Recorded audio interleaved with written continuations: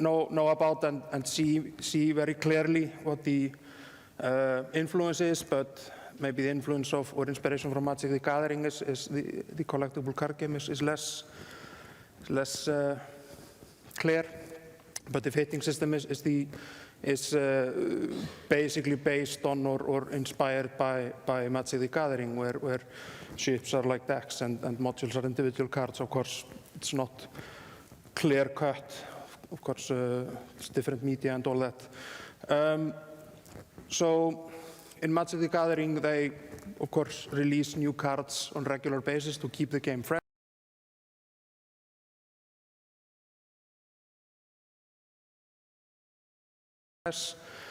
And this fully.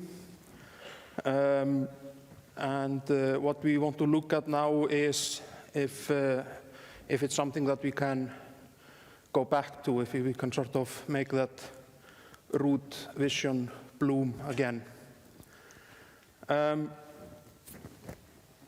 So, of course, as you know, flying in your ship is basically the vehicle to most of the gameplay you do in the game. Not all, of course, if you're in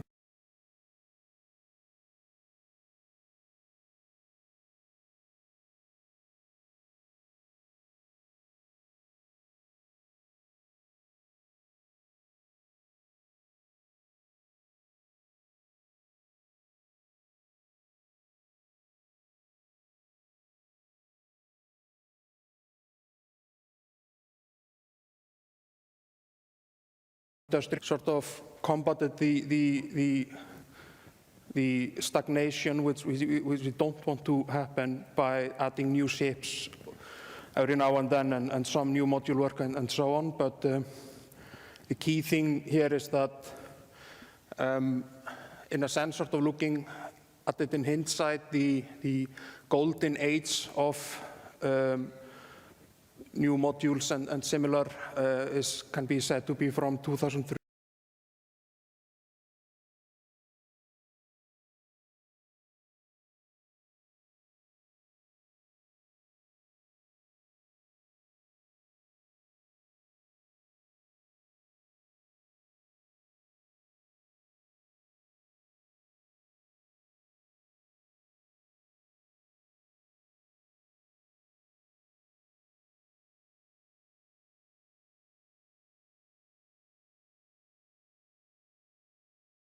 To 2006, which culminated last year with everything that happened then, and now it's maybe time to go back to some of the core issues or core things that make EVE so great, and that's what we are looking into right now. Now it's coming one at a time. That's good. So To combat this stagnation, the key thing there is what I like to call shaking the ant farm. And if we say the ant farm is a metaphor for sort of the tactical landscape in the game, then with time, as players explore the tactical landscape more and more, it becomes more and more firm and known. And in time, if we don't shake this tactical landscape, it becomes completely stagnated, basically. And what we want to do is look into how can we shake this a little bit to sort of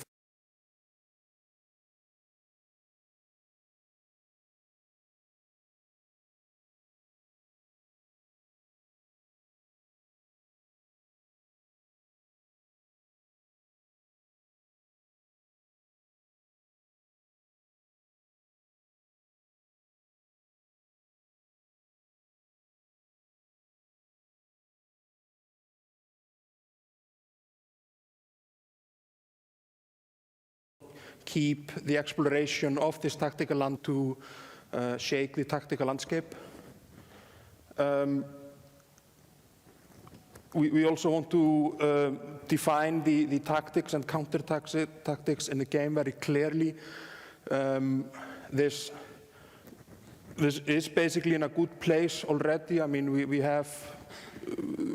have many tactical elements like electronic warfare and cap warfare and different weapon types and all these things. But we want to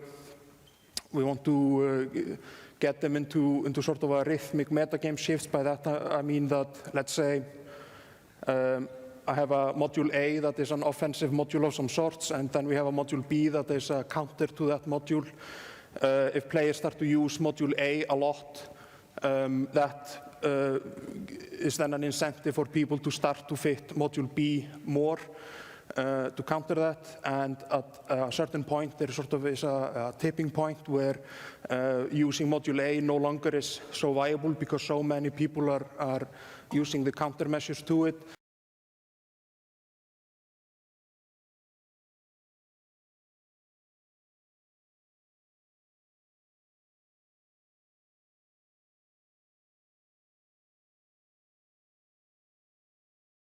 And most of the time, and then at some point, starting to use module A again becomes a viable option. So that's sort of the rhythmic metagame shift that we are looking into, and this can have a lot of strong benefits for those who are able to read these metagame shifts the best, both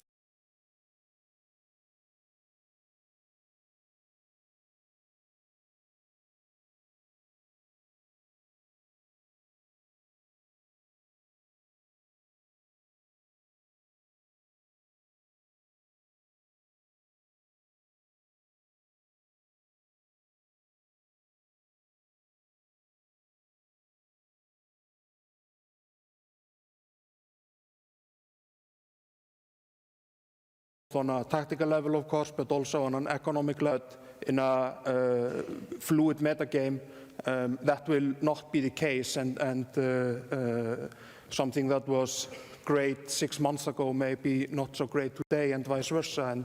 And both fighters and industrialists would have to try to adapt to that. There are, of course,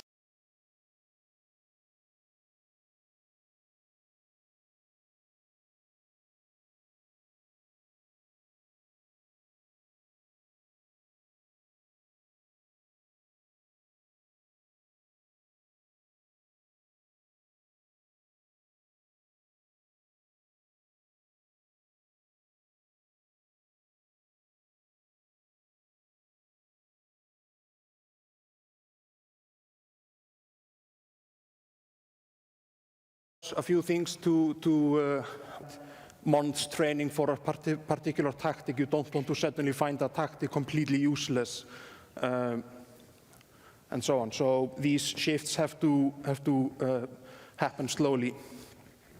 Too much setup variance is also not great. By that I mean we want to make sure that the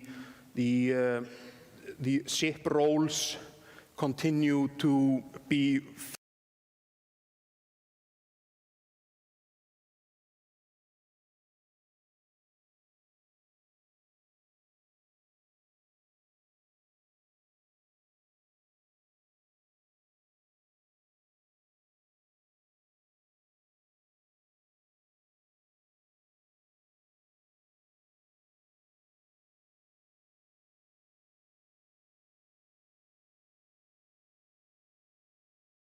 fairly fixed.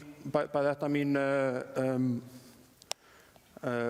where we balance the system to something where we can basically just walk away from and say, yeah, there's this balance. We've now balanced the game perfectly, and we can now just never think about it again.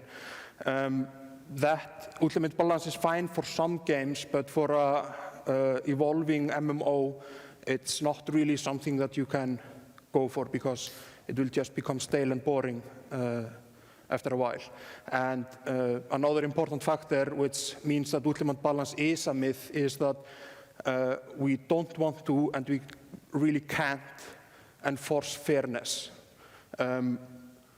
Regardless of how, meticulously we have tweaked the numbers to be so every module and every ship is perfectly balanced, we can never make sure that somebody doesn't gain advantage by just showing up with more people or with, better ships or whatever. So this vision that we want to go for is not about ultimate balance. Of course, balance work is involved, but that is only part of what we're doing, and we're not really trying to achieve ultimate balance there.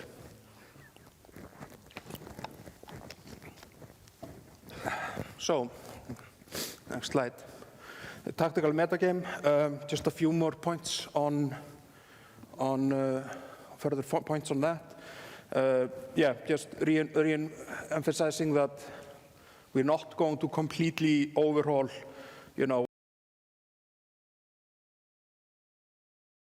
weapon types or defensive or logistics or anything like that. We're just mainly looking into, the small tactical variances that we can achieve, which can give these small edges or disadvantages based on your fittings. And of course, I just want to emphasize that despite the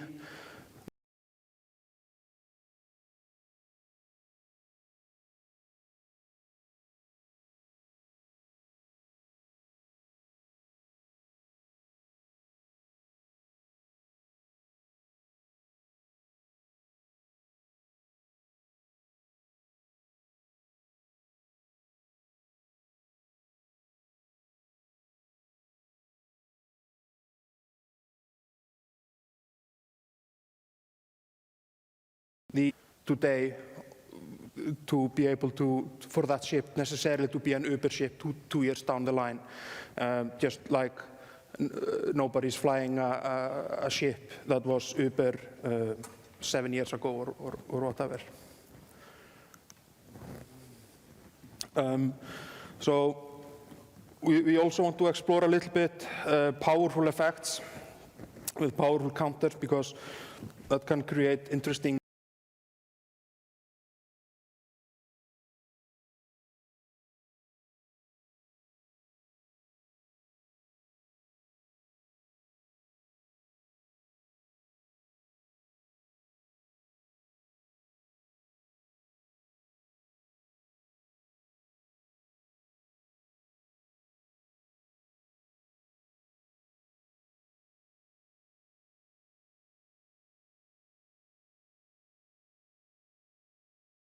metagame variations. But if we add consistency to the mix, it means that the choice for the player becomes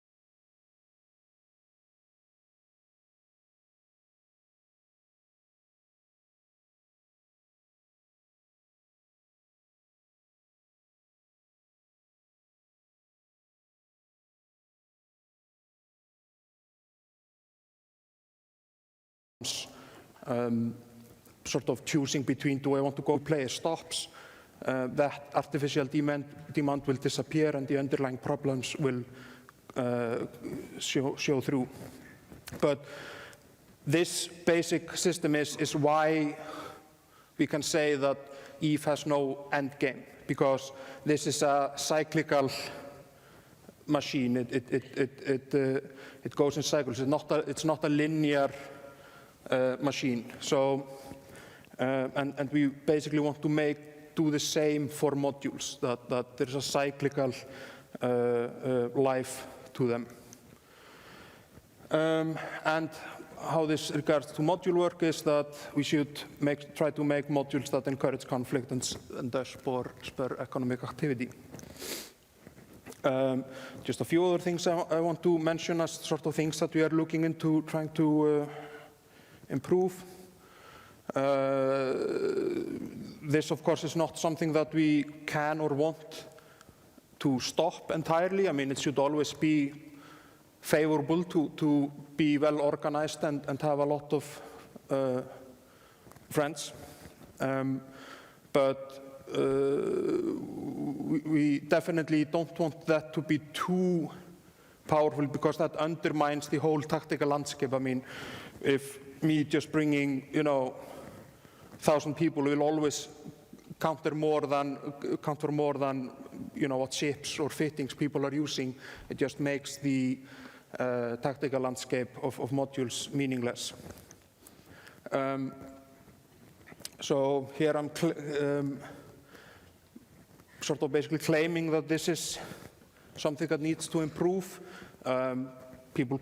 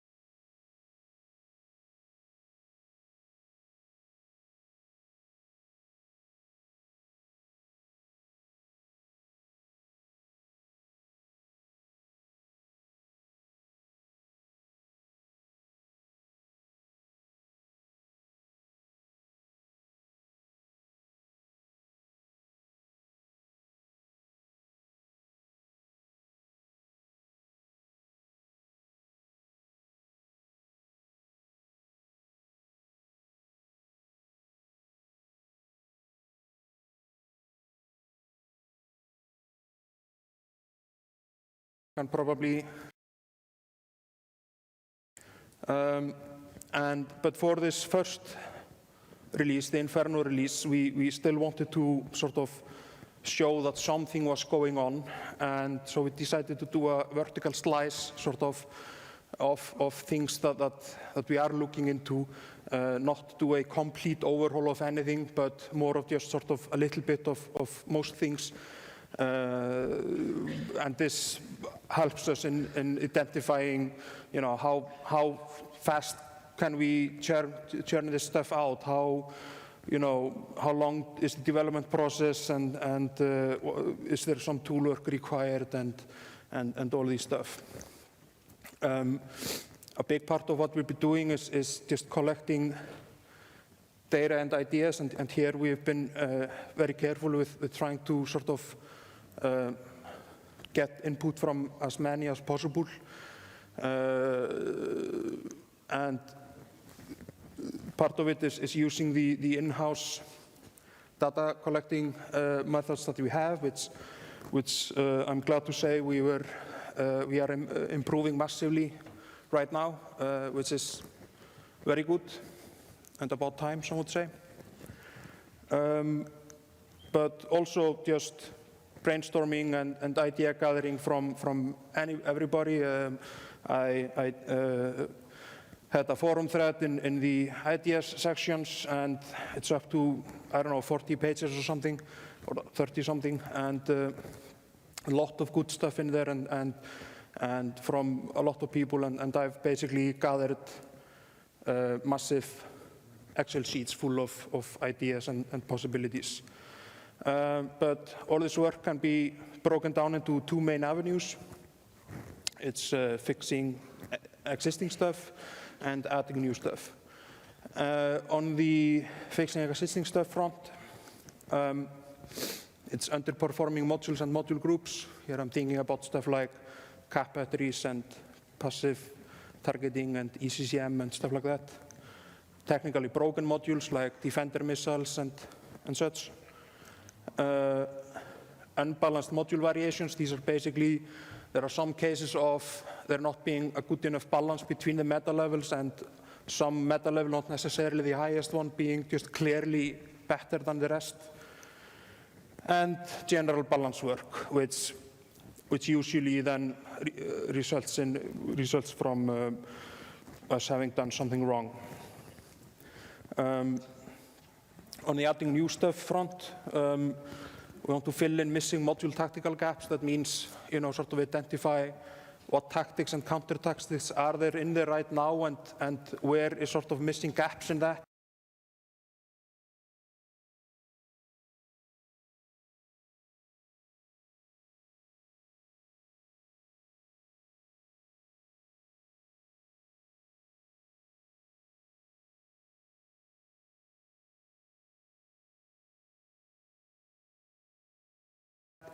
For instance, not new ways to do things that you could do before, but just do it a little bit differently. New tactical dimensions is then something completely new that you couldn't do before. New roles, this of course will mostly happen through ships as in the past, but we definitely want to try to rope module work in there also. And support further existing roles and clarify them and all those things. So, what is happening in Inferno? As I said, we're doing a vertical slice. A quick disclaimer, first off. This, of course, is still something that is being worked on, so take everything with a little bit of a grain of salt.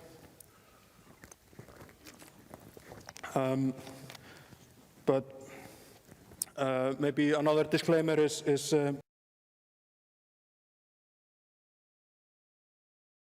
oh yeah, there's I think one more here. Names, I'll just place all the names. But another disclaimer not listed here is that when I'm talking about modules mostly, but of course this applies to other items as well, rigs, drones, deployables, ammo, stuff like that. So basically everything except ships. So if we start with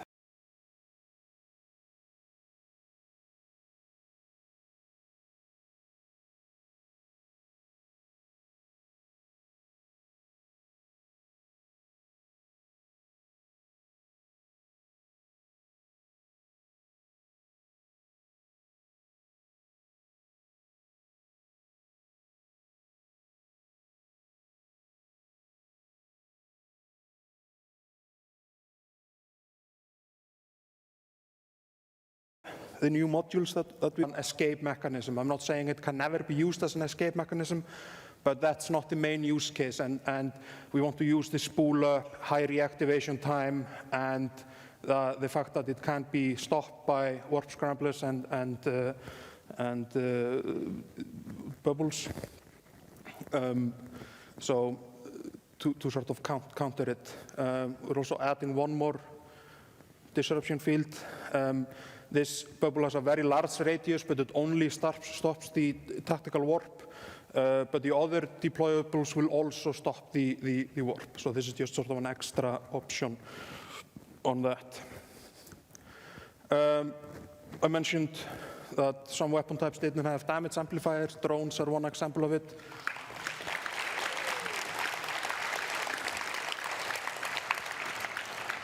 Whoa, that was fun. Yeah.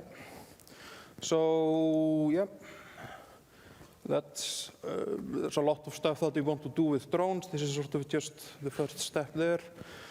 This is a mouthful of a name, but basically what it does is that this is an activatable module that gives you a base resistance bonus that starts out as equal over the line amongst the damage types, but it cycles on each cycle, which currently is like 10 seconds, but don't take all the numbers with a grain of salt. It basically calculates based on the damage it had received and shifts the resistances based on that. So if you've been receiving a lot of kinetic damage, then your kinetic resistance is going to go up. But it's a zero-sum system, so the others will go down correspondingly. Fueled shield booster. This is basically a shield booster that gives a nice shield boost, but has a high cap use. But you can choose whether you want to fuel it from the capacitor or from a charge in the cargo hold. And this is also sort of a design space that we are exploring that we can do a lot with, but we sort of just want to start with this and see where it takes us. Finally, target breaker. This is basically, you activate this and it can break targets on you, but the chance of that happening is based on how many people are targeting you. If there are only 1 or 2 people, there's a very low chance of this working, but if there are like 20 people targeting you, you have a very good chance of basically breaking target on all of them. And this is sort of an exploration into affecting fleet fights and trying to, spread the tactical decisions around. We're making a couple of edits to existing modules. First, we're giving a little bit of love to cap batteries. They now also act as counters to noses and newts. This has a stacking penalty, but there is a chance if somebody uses a nose or a newt on you that it will actually reflect back on him. And we just to make sure we don't want to make this so powerful that it upsets the balance of cap warfare as it stands right now. But we want to add this as an extra option, which then opens the door for us to do something more for noses and newts in the future. Just as I talked about earlier, the tactics and counter-tactics and the arms race that goes on between those. The other is tracking disruptors. We want to make them a little bit more universally effective against more weapon types.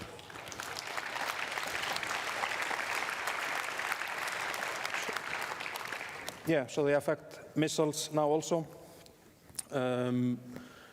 Then a couple of new rigs.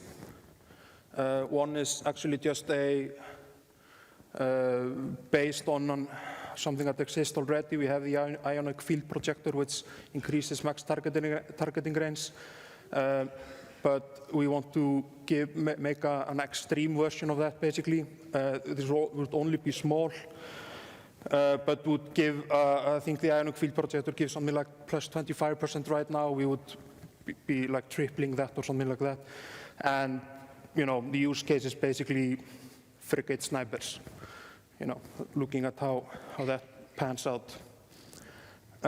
But this is another design space that we want to explore a little bit, which is the concept of extreme rigs, which are basically rigs that give massive bonuses but also have massive penalties, and see how those function. The other new rig is increasing CPU output. Again, the numbers there are placeholder numbers, but this is how it exists right now on our test servers. These would be both Tech 1 and Tech 2 versions for small, medium, and large size. And yeah, this is just our exploration into expanding a little bit the fitting options for players. Finally, a couple of new drones. First is actually just a version of an existing drone.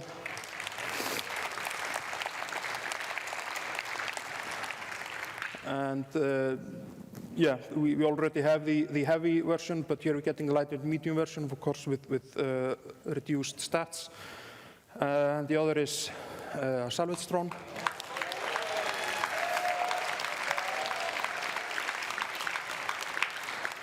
And the thinking here, or this is basically the concept we're going for right now, that you can't automate them. You have to always target them to one rack at a time, and they always have to return to dump their stuff into you. Actually, I'm going to steal the thunder from Art a little bit and showing you the concept they have for the salvage drone. This is looking pretty sweet. They're showing it also in their art panel, I think, but they're showing a lot of stuff, so they won't mind me showing one thing. One final slide I wanted to do here is on the seeding of this new stuff. We've sort of been a little bit sloppy on this in the past, and just thrown them on the market.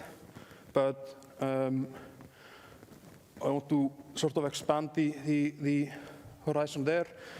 So unless it's based on an existing or very similar item, we're never going to use the NPC market. It also means that there are going to be no BPOs for these items. Again, there are exceptions, but this applies for most of them.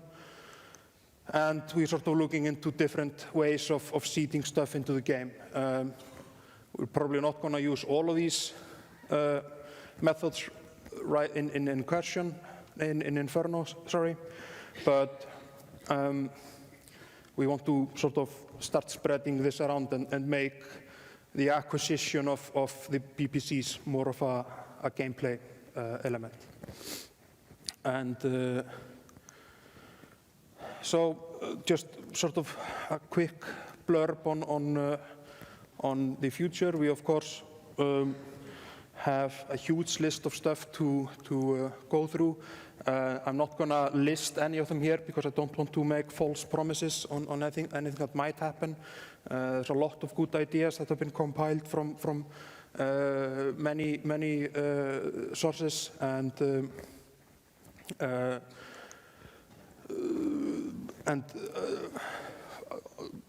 step one, of course, is compiling all this stuff. Step two is harvesting it and filtering it and prioritizing it, and that is an ongoing work. But I definitely intend to use the CSM and hopefully the players also in helping out with that, and because, you know, we're not creating this in isolation. We have to be working on this with the current status of the game and wishes of the players in mind.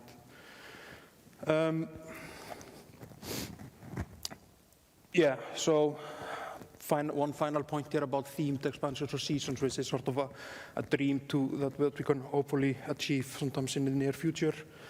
I'm going to actually talk a little bit about similar things. I talked about the 3 creeps earlier, the power creep, the number creep, and the complexity creep. And we're sort of toying around with a few ideas of how we can deal with this in the long run. And one idea we were toying with is phasing basically modules in and out of existence. This can be done in several different ways. There can be a soft transitions like PPC stop and drop, or hard transitions, which are definitely, of course, more forceful, but also sort of more clear-cut. We're sort of just exploring what we can do here, and just to make sure this only applies to new stuff that we're doing, this or new modules that we're doing. This does not affect existing stuff at all. We're never going to take away items that you already have.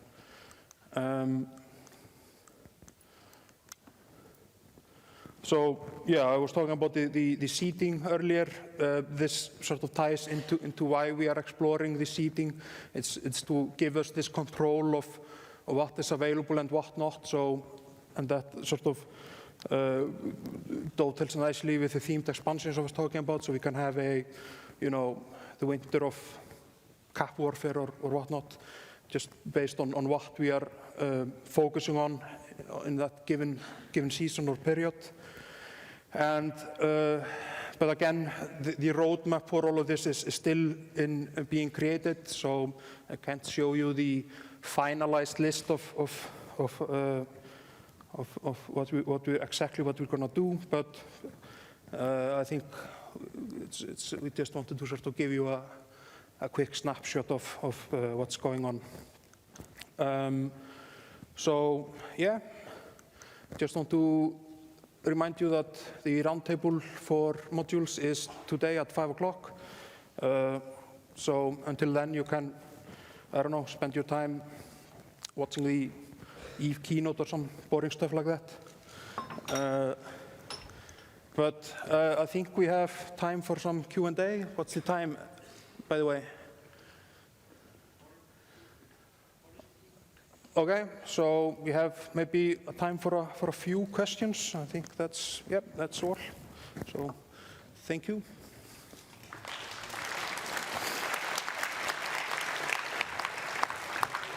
Yeah, we're going to line up. If you want to ask a question, you can line up. Maybe, I think we're doing it over here, right? Yeah.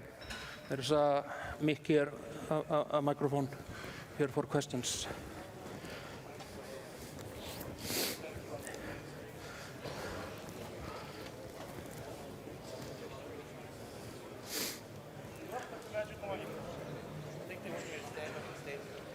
Stand on the stage, okay.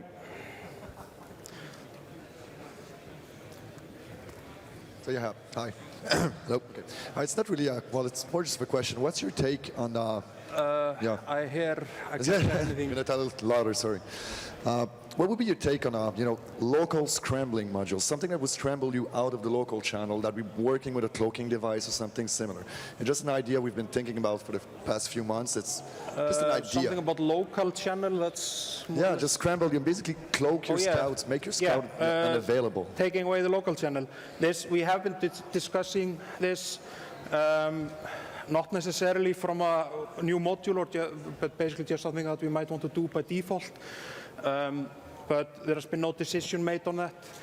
I mean, there are a few areas that I know a lot of people are annoyed by, but it's also something that other people rely on. So we don't want to, cater to one part just to step on the toes of others. Another example is AFK cloaking, which is an area also that a lot of people want something done with, but another part doesn't want anything to do with it, so we're just stepping lightly there. But I would say, so I can't give you a definite answer on what will happen with the local channel, but there has been some discussion in-house of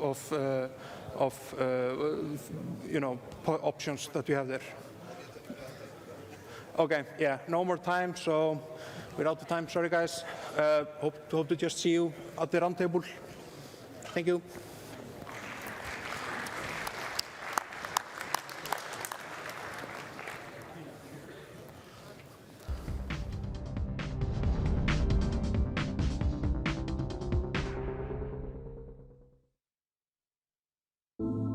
My world may seem the same as yours, but it's not. Where you see the familiar, I conjure the unexpected. Where others leave only footprints, my friends have left me and the past. Where I appear to be alone, I'm surrounded by thousands. Because in my world, the rules have changed.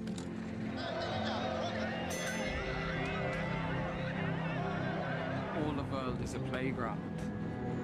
And all people players. So I challenge you to follow me. Together, we will reshape this world. Create new ones. And compete like never before. So come out and play. You know where to find me. I'm here! There! Everywhere. And the world is in flames!